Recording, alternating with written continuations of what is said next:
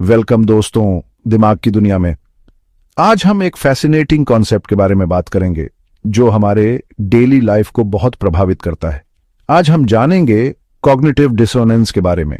ये कॉन्सेप्ट बताता है कि हमारे बिलीफ्स, एटीट्यूड्स और एक्शंस कैसे इंटरैक्ट करते हैं और हमारे मेंटल स्टेट को इन्फ्लुएंस करते हैं।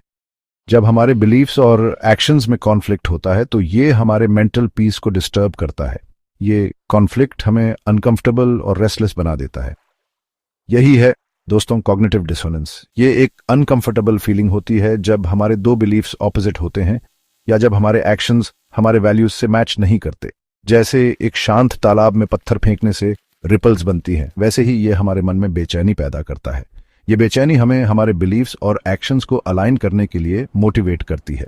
जब हम इस कॉन्फ्लिक्ट को रिजॉल्व कर लेते हैं तो हम एक बार फिर से इनर पीस और हार्मनी महसूस करते हैं।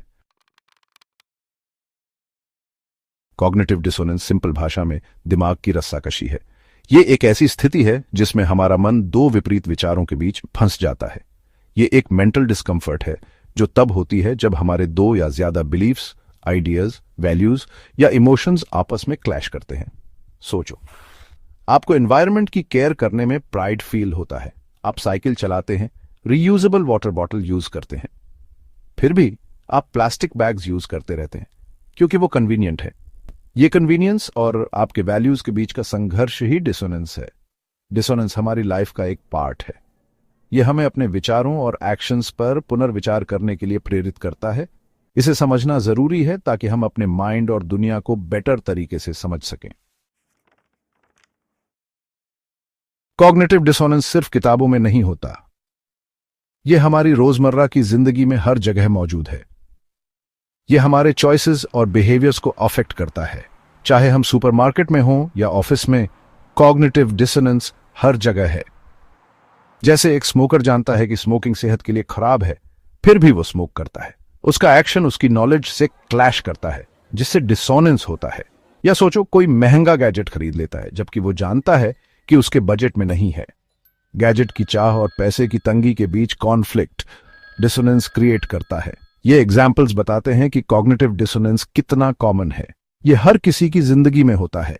ये हमारे डिसीजंस को इन्फ्लुएंस करता है और हम खुद को और दुनिया को कैसे देखते हैं उसे शेप देता है।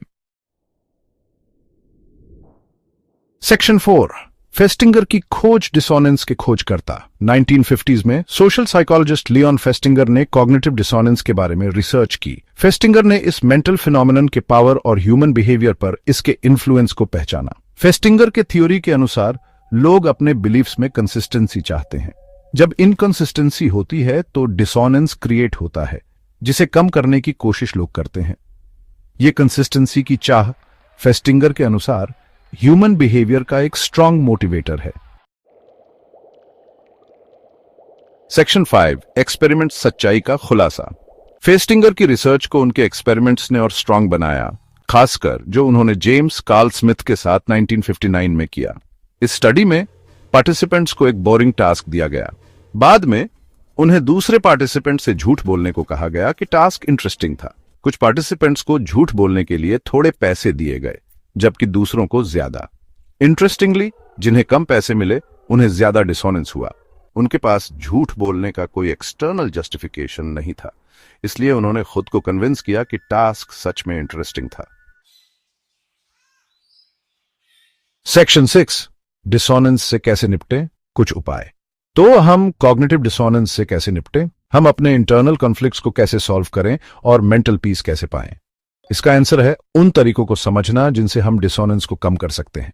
एक तरीका है अपने बिलीफ्स या एटीट्यूड्स को चेंज करना। अगर हमारे एक्शंस हमारे बिलीफ्स से क्लैश करते हैं तो हम अपने बिलीफ्स को एक्शंस के हिसाब से चेंज कर सकते हैं। दूसरा तरीका है ऐसी इंफॉर्मेशन ढूंढना जो हमारे बिलीफ्स या बिहेवियर्स को सपोर्ट करे। हम ऐसे एविडेंस ढूंढ सकते हैं जो हमारे चॉइसेस को सही ठहराए, भले ही हमें ऑपोजिट इंफॉर्मेशन इग्नोर करनी पड़े। आखिर में हम डिसोनेंट बिलीफ्स की इंपॉर्टेंस कम कर सकते हैं। अगर कॉन्फ्लिक्टिंग बिलीफ्स या एक्शंस हमारे सेल्फ इमेज के लिए ज्यादा इंपॉर्टेंट नहीं है तो हम उन्हें इग्नोर कर सकते हैं।